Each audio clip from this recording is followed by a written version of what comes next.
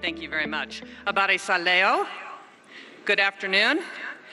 President Ruto, governors, distinguished guests, the best sentence in the English language, all protocols observed. It is a pleasure to be in Eldoret at this Devolution Conference, my first, and I'm delighted to have this opportunity to speak to you today. Yushirikano wa Kenya na Marekani ni imara.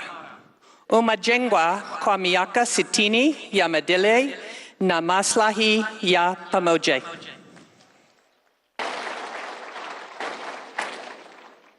Our partnership has enhanced security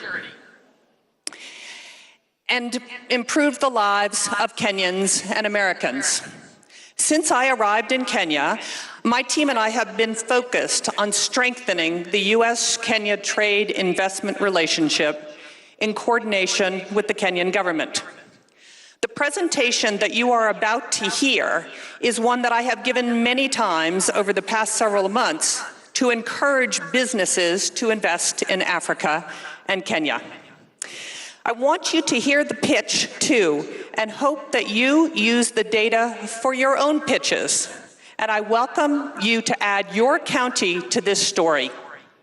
And the story is why Africa, why Kenya, and why your county, whether that's Homa Bay or Kilifi or Nairobi or Mombasa.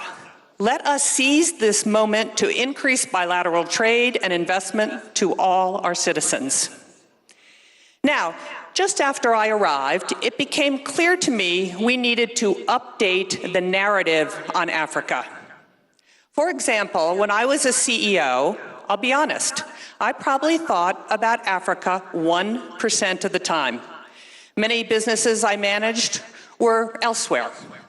But if I were back in the boardroom today, Africa would be on my radar for two very simple reasons: supply chain diversification and net zero emissions. If the war in Ukraine and the COVID pandemic taught us anything from a business perspective, it taught us that single sourcing your supply chain from any one country is not smart. Single sourcing is a recipe for supply chain disruption and shortage. Today, every company is looking for new places to diversify their supply chain. Now, what the war in Ukraine and the pandemic did to spur supply chain diversification, climate change has done for energy use. Businesses are pushing for net zero emissions to meet their climate change mitigation goals.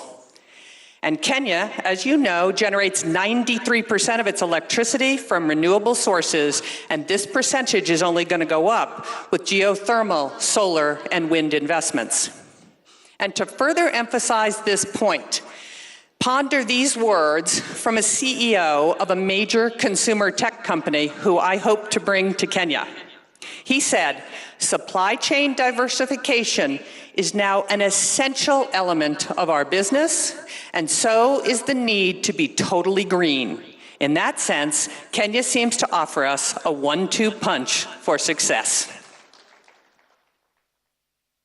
Now, at the embassy, we've been doing a lot of trade and investment data analysis since my arrival. And what I have learned has been surprising and paints a far more dynamic business outlook for Africa than most Americans understand. And here are some data points that I found particularly interesting, and ones that I share often with American businesses. Why Africa is the first question American businesses have. By 2015, 1 in 4 humans, a quarter of the world's population, will live on the African continent. And 1/3 of the working age people will live on the African continent. It's the youngest population on the world. 60% of the population is under 25. And in my view, Africa is the last and largest emerging market and offers the last big supply chain and consumer prospects, much like the opportunities we saw in Southeast Asia 20 years ago. Now that's how I'm talking about Africa to US businesses. Let's zoom in on how I'm talking about why Kenya should be everyone's destination in Africa. Kenya is the most stable democracy in Africa. Kenya is the gateway to the East African market of almost 500 million consumers. Kenya is the regional logistics hub.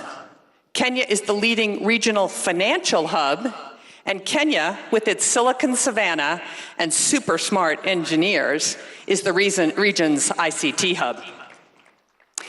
Kenya is a leading destination for foreign direct investment and venture capital, and Kenya has a young, educated, entrepreneurial, and English-speaking workforce.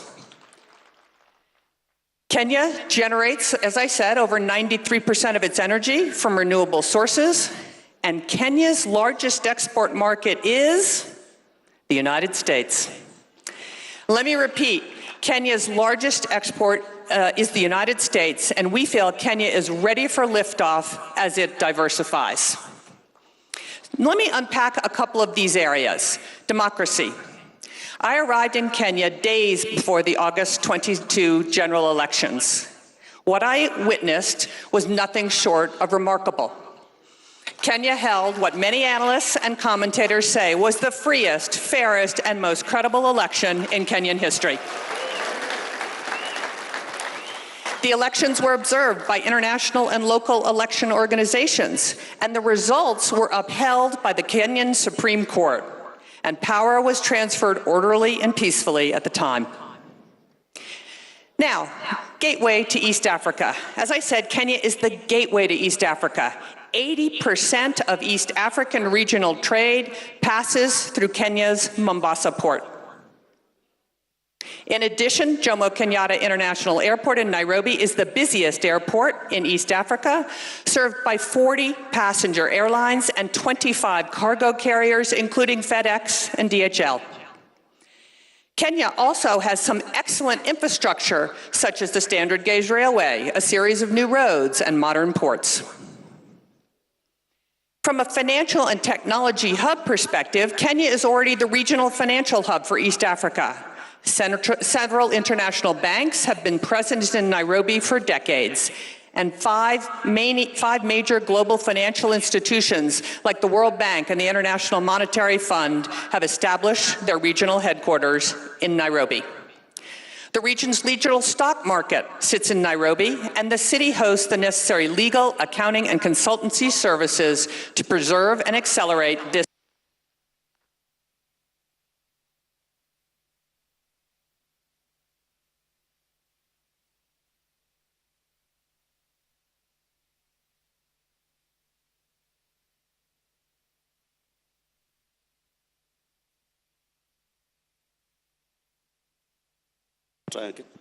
There we go. Okay, great. Thank you. Nairobi also has a very vibrant technology community known as Silicon Savannah, and the Kenyan government is committed to establishing Kenya as the premier destination for tech sector investment and innovation in Africa. Many leading U.S. companies are already in Kenya, including the names that you